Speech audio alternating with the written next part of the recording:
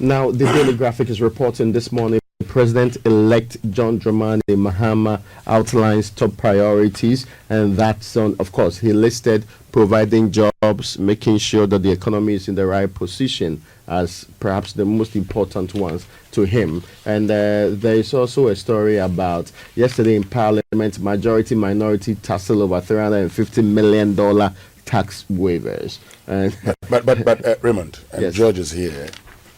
So you want to beg your pardon, you want to waive taxes. There's a new government coming in place. For me, yes, while governance is a continuous process, the new government also will take a decision whether or not to grant waivers. There are agreements that we may have signed already. So this government says, I want to waive taxes. But if the taxes could impact, the waiver of taxes could impact, and they're telling you, hold on, let a decision be taken by the next government. I don't see anything wrong with it. But this one, this 40, remember, it didn't start today. Oh. Yes. They have been fighting over. In fact, the first person to oppose this list was Kwaku Kwati himself. He was then chair of the finance committee. He said it was problematic, and he felt that something could be done about the list. Then he moved on. Then they kept on having back and forth on it. They kept on fighting over it. Then they'll defer. So let's go back to it and all of that. They say it is for businesses operating under one district, one factory program. No, that is not disguise. I'm saying it is. I think that there might be one or two firms that genuinely it was a requirement in coming in. You understand me? We can raise questions about the amount that has been given out, but there might be one or two firms that it was a requirement to bring in the capital. Maybe we can consider them. But if you look at the amount itself, I think that right on a high level, and therefore another review, if possible, is very, very important. You see, but also for the new administration, also they have a they have a genuine case that, listen, this will have an implication on our fiscals going forward. So therefore, it's just prudent to engage us on this. There's a difference between the other one that the spending has been approved for a fiscal year, and therefore you can go ahead and make payments. But this particular one, I think that it's just fair. The incoming government has a genuine case when they insist that it will have an implication on our fiscal for the year. No. And therefore, if, let's forget about this. My challenge, for instance, is that when we grant these waivers to entities coming to operate in the country, some of whom, for instance, somebody is building a hotel, and you say that person be granted a waiver. Okay. At the end of the waiver, in the person's pricing, for instance, does he take into account the waivers that you give them? Now, that's an important point. Because we grant waivers. But these are reasonably expected as the way we proceed with it. That's the problem. So, for instance, you are enticing people to come and invest in your country.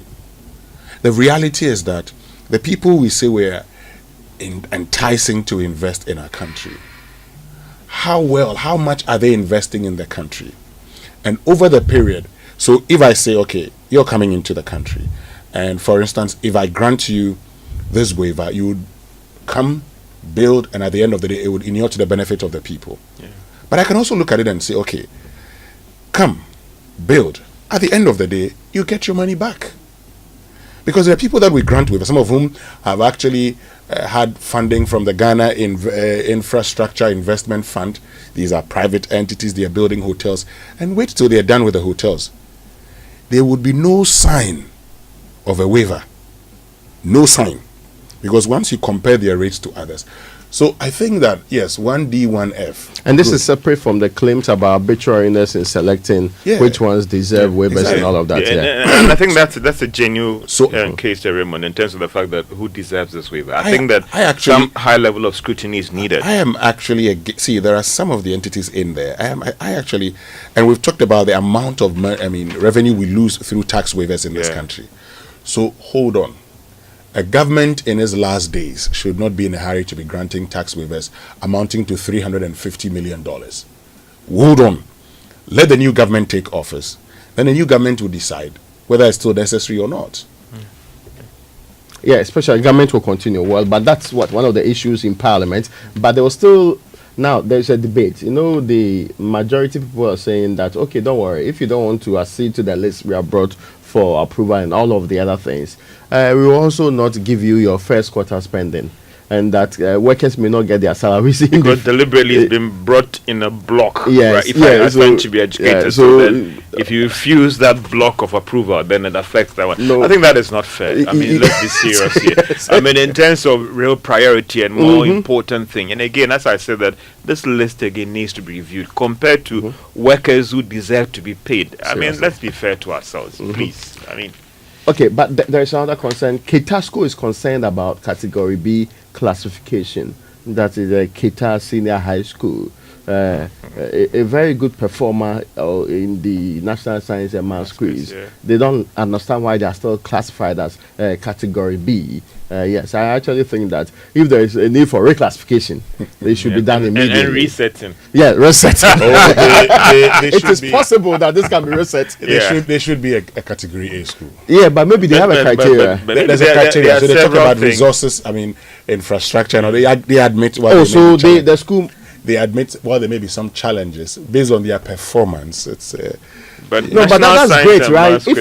If you don't have resources and you're able to perform, that's a very good sign.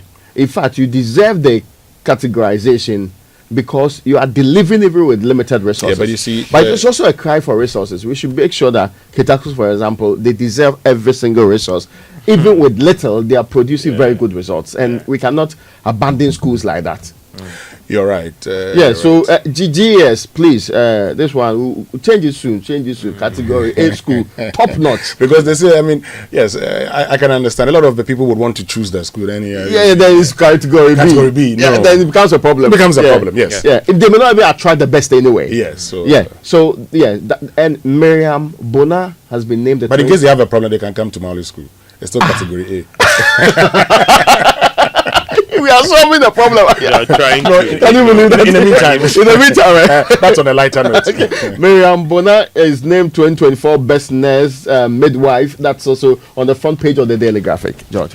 Let's do the economy time. Fiscal consolidation in Ghana, others to gain focus in 2025, according to Fish Solutions. ADI proposes swift implementation of e-cash results and reset in Ghana's economy. Severe measures expected amidst the IMF program review concerns, and that's the concern being raised about the fact that the incoming administration's plan to reset the economy, the fund program could place some limitations on what the incoming administration can do when it comes to reviewing the economy and resetting the economy. Those are the lead stories in the Economy Times.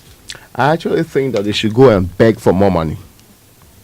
But Setepa is giving some indication that they may have to do some borrowings to deal with their expensive debts. That's what he said. We need to speak to the IMF again. Smart borrowing. Yeah.